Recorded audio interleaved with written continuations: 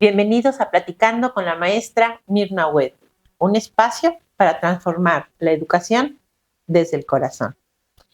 Hoy vamos a hablar de un tema que es muy importante, que es la atención a los trastornos escolares de los niños dentro del salón de clases. Como docente, ¿qué es lo que tenemos que hacer? ¿Cómo vamos a convertir esos obstáculos? Los vamos a convertir, a transformar en oportunidades para que haya un crecimiento no nada más académico, emocional, de habilidades de pensamiento, sociales y demás. Es muy importante que el docente aprenda a descubrir cuáles son esos trastornos y en ese caminar vaya innovando, vaya aplicando estrategias para poder llevar a todos los alumnos a la meta, que convierta estos desafíos en retos que son muy importantes, sobre todo para los niños. Entendamos lo que es un trastorno escolar. Ya sabemos que las áreas más afectadas está la lectura, la escritura, las matemáticas, la concentración, la atención. Y como ya es tan común eso, lo podemos observar. Aguas, porque nos podemos equivocar con nuestras suposiciones, ¿sí?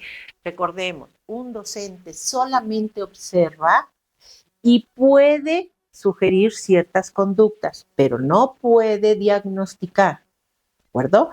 El docente tiene que ser muy inteligente al hacer esas observaciones y al compartirlas con los padres de familia.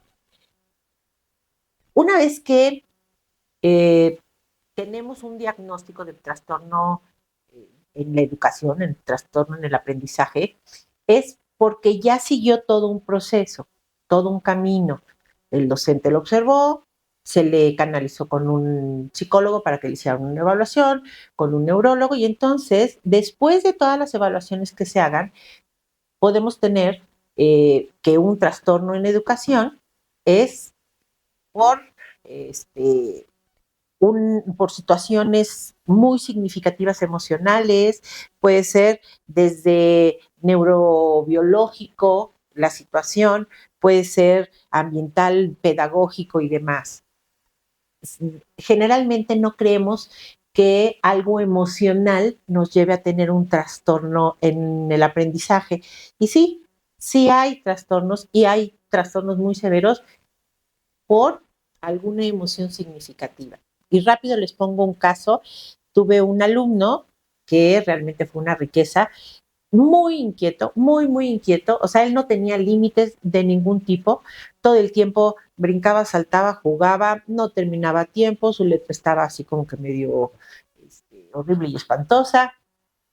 Y entonces, con la ignorancia que tenemos nosotros los docentes, vemos posiblemente un TDAH. Y entonces llamo a la mamá, le comparto mis observaciones, le pido una evaluación y al poco tiempo, ¿cómo vamos con él? No, es que mi esposo no quiere que vaya al psicólogo, es que mi esposo... Y así fueron largas, hasta que, señora, es que necesitamos una evaluación, necesitamos saber cuál es el origen de todo esto para cómo lo vamos a abordar, cómo vamos a trabajar con él. No se las hago largas, lo llevan al psicólogo, le hacen una serie de evaluaciones, de ahí se va con el neurólogo. Y cuando ya tienen todo esto listo, obviamente no es en un día, pasaron varios meses, pidieron una cita, la mamá y el psicólogo fueron a entregarme los resultados de esa evaluación, que era lo que tenía el niño. Entonces, segurísimo que tenía TDAH, que era lo que yo esperaba, era lo que yo observaba, yo estaba segurísima que era eso. Y entonces, el diagnóstico es que era emocional. Resulta que de pequeñito él había sufrido muy fuerte una separación. Los papás se separan, pero uno se queda con un hijo y la mamá se queda con él. Para el chiquito, para el alumno que tenía yo, fue demasiado fuerte esta separación. Y a los 2 años regresan otra vez los papás, él está con el hermano y todo esto se convierte en un conflicto fuerte que lo llevó a todas estas conductas disruptivas. Yo no lo podía creer, decía, ¿y cómo va a ser que sea emocional? Sí, todas las evaluaciones que le hicieron, los dibujos, él solamente dibujaba al hermano. Él solamente veía al hermano como un héroe, no quería que se fuera el hermano, no quería que lo separaran, era obsesivo de ese separaba para ver si espiaba al hermano, todo era para el hermano era mayor. Entonces, vemos que sí podemos tener estos trastornos escolares derivados de una situación emocional muy significativa. ¿Qué es lo que tenemos que hacer nosotros los docentes? Sencillísimo, salir de nuestra zona de confort, observar. Si yo no tengo la capacidad de observación, no voy a poder detectar estas situaciones que son muy particulares. Necesito observar muy bien a todos mis alumnos y en esa observación va implícito el que los conozco. Los conozco y te acepto como eres. Y si noto alguna situación significativa para mi docente, la tengo que compartir con los padres de familia. Nosotros somos los ojos de esos padres de familia. Entonces, no podemos cruzarnos de brazos y decir, ay, no. Si me doy cuenta va a implicar que yo tenga que hacer cosas que no quiero o en las tardes le voy a tener que dedicar más tiempo. No. Esos Todas esas estrategias que yo puedo usar, las voy a llevar a mi salón de clases, voy a convertir mi salón de clases en un laboratorio de aprendizaje, en un laboratorio donde existan oportunidades. Ojo, pueden haber errores, pero está en mi capacidad convertir esos errores en oportunidades. En alguna ocasión, hace poquito, estaba viendo una entrevista que le hicieron a un cómico, si no me equivoco, era uno de los Masca Brothers, así se llaman ellos. Y entonces estaba platicando desde sus inicios, sus logros, su teatro, todo lo que hace este actor. Y le pregunta, el que lo estaba entrevistando, le pregunta, bueno, pero has tenido muchos fracasos, ¿cómo has reaccionado ante ellos? Y él dijo algo que me gustó muchísimo. Dice, yo he tenido muchos éxitos y muchos aprendizajes. Yo no he tenido fracasos, he tenido aprendizajes. Lo mismo es en la educación. No lo veas como un error o como un fracaso, velo como un aprendizaje. Aprende de ellos y supéralos. Conviértelo en una oportunidad de crecimiento para ti y para ese alumno que tanto te está necesitando. ¿Qué es lo que no debes de hacer? No puedes improvisar. Todo lo que hagas siempre tiene que ir dirigido a ese alumno, pero con un objetivo, sobre una línea, porque tú ya la pensaste, ya la planeaste, ¿sí? ¿Qué podemos hacer? Puedo buscar estrategias muy, muy importantes que me lleven a este logro, a la meta que yo quiero alcanzar. Puedo basar mi aprendizaje en problemas, donde ellos aprendan a pensar y a resolver, donde un problema deja de ser problema, se convierte en conflicto y busco una solución, busco de qué manera ese problema, ese conflicto se convirtió en una situación que implica un reto para mí y poderlo transformar en aprendizaje. Por ejemplo, tenía yo un alumno que todos los días, muy temprano, bueno, a la hora del recreo, salgan al recreo, él salía con su loncherita. Se sentaba, todo el mundo salía al jardín, se sentaban a comer su lunch. Él abría su lonchera, sacaba un sándwich, literal, con todo y servilleta, y ¡pum! Lo tiraba en el bote de la basura. Todos los días. Obviamente al principio no te enteras lo que está pasando, ni los compañeritos se percataron ni lo vieron. Después empiezan a haber comentarios hasta que llega un día la señora del aseo y me dice, oiga, Miss, fíjese que hay alguien que está tirando todos los días un sándwich a la basura. Yo lo veo, lo recojo y se lo llevo a los perritos de la calle y se los doy porque me da mucha tristeza. Pero ya revisé y está muy bien preparado el sándwich. Obviamente, vamos a ver quién es el que tira ese sándwich. Resulta que a él no le gustaban los sándwiches. Bueno, ¿y por qué no le dices a mamá que no te gustan? Es que se va a enojar conmigo. No, o sea, ¿qué es lo que vamos a hacer? Vamos a ponerlo en la mesa, vamos a trabajarlo en el grupo. A ver, chicos, hay una situación. Todos los días hemos visto que alguien tira un sándwich con todo y servilleta, ni siquiera lo hago. Y entonces empiezas a dialogar con el grupo. ¿Tú qué propones que podemos hacer? ¿Tú qué le recomendarías a ese compañerito? Y entonces todos empiezan a dar sus opiniones de qué hacer. Y llegas con el que lo tira. ¿Qué propones hacer? ¿Qué vas a hacer? Y entonces empiezan a tomar decisiones, empiezan a buscar soluciones, se dan cuenta que todo en la vida tiene una solución. Todo. Nosotros los adultos sabemos que lo único que no tiene solución es la muerte. Esa, bye bye. ¿Sale? Entonces, enséñalos a resolver cualquier tipo de situación, cualquier problema, cualquier conflicto. Otro es el trabajo colaborativo. El trabajo colaborativo es muy cómodo. Niños, hagan un equipo y resuelvan la página. Y entre ellos que se pongan, no, ese no es el trabajo colaborativo. El trabajo colaborativo es cuando tú formas equipos inteligentes. Cuando te tomaste tu tiempo, no sé si en la tarde anterior o si en una hora de descanso, en algún momento tú estructuraste cómo querías que quedaran esos equipos. Quiero que quede el que lee muy bien, quiero que quede el que le gusta pintar, quiero que quede un introvertido, quiero que quede. Y entonces empiezas a seleccionar tus equipos para que todos estén bien equilibrados. Cuando ya están los equipos, ok, ahora nombren a un jefe de equipo. Van a nombrar a alguien que los lidere. Y obviamente ya cada quien sabe cómo funcionan los equipos inteligentes. Y al final de cuentas, lo que pretendes es que todos trabajen de acuerdo a sus capacidades. Todos tienen que trabajar. El líder, el capitán, se tiene que encargar de que nadie se quede de brazos cruzados. ¿Tú qué vas a hacer? Tú esto, tú píntale. Yo recorto. O ahora tú pega. Entre todos y se hace un trabajo súper padrísimo. Y por último, también podemos manejar los refuerzos positivos que son tan importantes.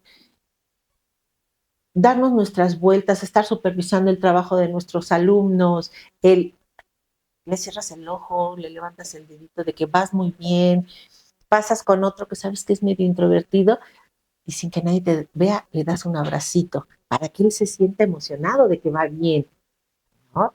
Hay otro al que le tienes que aplaudir, porque lo está haciendo maravilloso, porque hoy se superó, poquito, pero se superó. Para él es subir peldaños. Pues órale, vamos, y te reconozco. Es lo más importante. Al final de una clase, no necesita ser del día. Puede ser, hoy tuvimos una clase de matemáticas donde todos trabajaron súper bien, resolvieron problemas súper bien.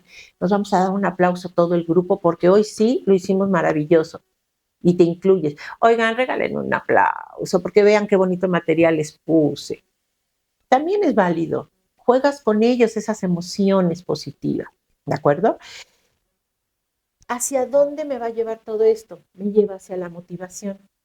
Acuérdense que hay dos clases de motivaciones. La motivación extrínseca, que es la que yo les voy a proporcionar con estos reconocimientos, con estos aplausos, con hoy te tocó un diploma, hoy puse estrellitas en el pizarrón, X. Eso, todo eso me puede llevar a una motivación extrínseca.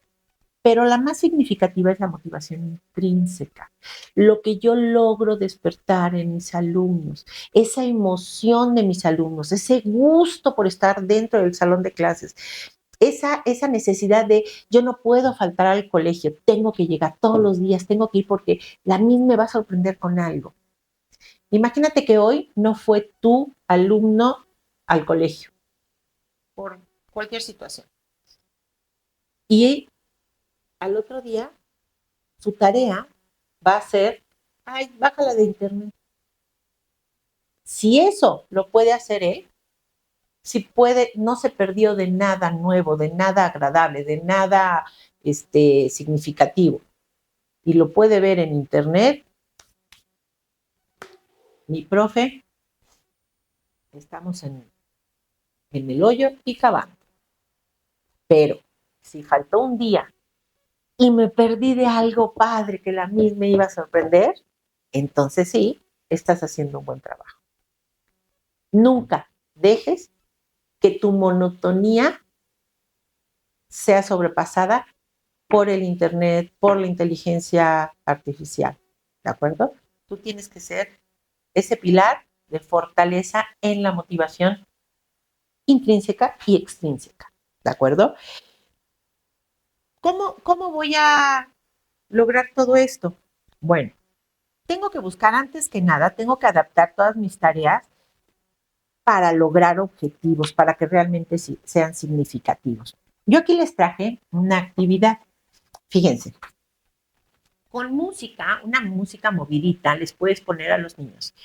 Y tienen que tener al frente sus colores, no en su cajita, sueltos los colores, porque van a estar utilizando los colores y cambiando según el ritmo de la música. Y entonces lo que vamos a hacer primero es un tapiz. No vean el dibujo, nada más es un tapiz, ¿sale? Y entonces al ritmo de la música les dice, hagan rayas verticales. Entonces empiezan a hacer rayas verticales. Y ahora cambio de color. Y cambian el color y cogen otro. Ahora horizontales, rayas horizontales. Ahora cambio de color, cambian de color. Ahora vamos a hacer círculos y hacen círculos. Ya los va a llevar. Ahora hagan gusanos, gusanos. Y los vas llevando al ritmo de la música para que ellos hagan un tapiz. Una vez que ya hicieron el tapiz, obviamente el ritmo de la música, el estar cambiando colores, los emociona, les gusta, los divierte. Una vez que ya logré eso, entonces, ahora sí, con un color oscuro, vamos a hacer solamente un objeto. Dibujen un objeto, el que ustedes quieran. Sean creativos, nadie se puede copiar. Lo que te venga a tu cabecita, hazme el dibujo. Entonces, cada quien hace su dibujo. ¿Ya? Les di el tiempo, perfectísimo. Ahora, a base de todo este camino de juego, de diversión, de entretenimiento, los puedo llevar a una clase maravillosa. Puede ser que trabaje yo la expresión oral, donde, a ver chicos, ahora cada uno me va a describir su objeto. No, pues es un auto, es de color negro, tiene 4 llantas y empiezo a describirte cómo es. Quiero trabajar adjetivos calificativos. Escribe en la parte de atrás, escríbeme 10 adjetivos calificativos que pueda tener tu auto o tu objeto. Quiero mejor la redacción de enunciados. Escríbeme 5 enunciados con el objeto que hiciste. O vamos a hacer algo más demandante. En producción de textos, vamos a escribir un cuento. ¿Sí? 10 renglones mínimo.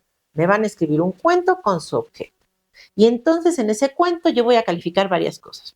Voy a calificar la introducción del cuento, el desarrollo, el nudo y el desenlace. Tiene que tener sus partes porque yo ya vi la estructura del cuento. ¿Sí? ¿Qué voy a hacer? Pues aprovecho y les califico ortografía. Aprovecho y les trabajo la escritura. Todo con este trabajito donde empezamos divirtiéndonos, jugando al ritmo de la música, sin importar cuál. Puede ser una cumbia, puede ser una de infantil, pues la que ustedes quieran, pero que los mueva, que los haga sentirse animados, felices. Y a final de la clase, ¿qué hice? Trabajé mi clase, trabajé mi tema, alcancé mis objetivos. ¿Cómo lo estoy haciendo? Estoy adaptando mis tareas al nivel de cada uno de mis alumnos, de acuerdo a las necesidades que yo estoy observando que pueden haber aquí dentro del salón. Otra estrategia que es súper recomendable es la metacognición. Si tú llegas y voy a dar mi clase de español y van a ser adjetivos calificativos, escríbeles en el pizarrón cuál es ese objetivo que vas a alcanzar ahorita en esta clase, no durante todo el año. ¿Qué actividades van a realizar ahorita en estos 45 minutos, 50 minutos de trabajo? Que ellos sepan qué es lo que les vas a pedir, qué es lo que esperas de cada uno de ellos. No te vas a salir de él. Y al final va a haber una evaluación. ¿Cuál va a ser esa evaluación? Ay, es que yo no quiero que me vayan a dar una hoja y tener que hacer un examen escrito. No, no, no, señor. La evaluación es el trabajo terminado. Es ese cuento que escribí, o son esas oraciones que escribí, o es esa expresión oral que ya ejercité. Esa fue tu evaluación. Pero que él sepa qué es lo que vas a pedirle, cuál es la demanda que tienes hacia él, ¿sale? Entonces, súper, súper recomendable. Ante esto, regreso a lo mismo. No puedo improvisar. No porque ahorita me están dando esta idea, ya sé, llego y se las pongo mañana, tal cual. No, tiene que tener un fin. Tienes que estructurar de acuerdo a tu planeación que quieres alcanzar y utilizar esas herramientas, utilizar esas actividades, utilizar eso que necesitas, pero siempre con una planeación, nunca con una improvisación, ¿de acuerdo? Vamos a adaptar los tiempos, los ritmos de nuestros alumnos. Si ves que no se ha alcanzado el objetivo, si cuando yo reviso me doy cuenta que las oraciones están mal estructuradas, quiere decir que tengo que hacer un alto. Quiere decir que no puedo seguir adelante. No quieras irte con el siguiente tema. Detente. Busca otra actividad, busca otro procedimiento y vuelve a trabajarlo hasta que estés convencida de que todos ya lograron el objetivo. Si no, no continúes. No se trata de cambiarle de página para terminar toda la planeación, todo el temario, todo el currículum que me dieron para cubrir. No, hago mis saltos, cuando sea, siempre cuando sea necesario.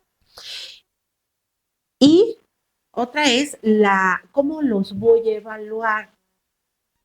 Hay a quienes no se les dificulta las evaluaciones escritas, orales, no pasa nada, pero siempre tenemos a alguien que se bloquea en las evaluaciones. Lo tengo ya identificado. Busca estrategias para poderlo evaluar. No necesariamente tiene que ser una evaluación igualitaria. Si el otro día estábamos hablando de que todos los niños son diferentes, ¿por qué la forma de preguntarles tiene que ser igual? ¿Por qué todos tienen que leer la misma pregunta para contestar la misma respuesta? No. Lo que vamos a hacer es, a esos que estamos viendo situaciones muy particulares, a esos que les estamos viendo que hay algún trastorno en el aprendizaje y demás, busca la manera de evaluarlos, ¿sí? ¿Qué es lo que quieres? Alcanzar el objetivo. ¿Quieres que él aprenda? No quieres que él saque un 5. Esa no es tu misión. Hay profesores que son felices, entre más reprueben, se siente más a gusto. No, aquí no. Ese no es nuestra meta. La colaboración con la familia, con la comunidad educativa es muy importante. Tienes que estar de la mano, docentes con padres de familia. Si el docente te pide ayuda, dásela. Si el docente te está diciendo que necesita una evaluación psicológica, hazle la evaluación psicológica. Pero no vengas después a echarle la culpa al docente, a hacerlo responsable de lo que no logra hacer tu hijo. Si tú no estuviste de la mano con el docente, si no caminaron juntos, si tú te lavas las manos, es que yo tengo mucho trabajo, vete a la escuela, tienes que trabajar en la escuela, es que la profesora, es que no. Tiene que ser un trabajo de equipo. El docente solo no puede. Hay una responsabilidad de casa. Trábajenla. No pidan citas con los directivos para acusar a los docentes de que ellos son los culpables de que su hijo no entienda, no aprenda, nada. Son equipo, ¿sí? Y padres de familia, si ustedes están atentos a sus hijos, si están trabajando con ellos, si están atentos con los docentes, y el docente no entiende, y el docente todos los días manda recados de no trabaja bien, no cumple, no termina, no, entonces sí, ¿qué estás haciendo tú, docente, para que haya un cambio de conducta, un cambio de actitudes en el proceso del aprendizaje? Un trabajo conjunto es, te doy la mano y camino contigo porque no estás solo. Te tomo de la mano porque te amo. Te tomo de la mano porque quiero que el día de mañana seas una persona exitosa en lo que tú decidas hacer.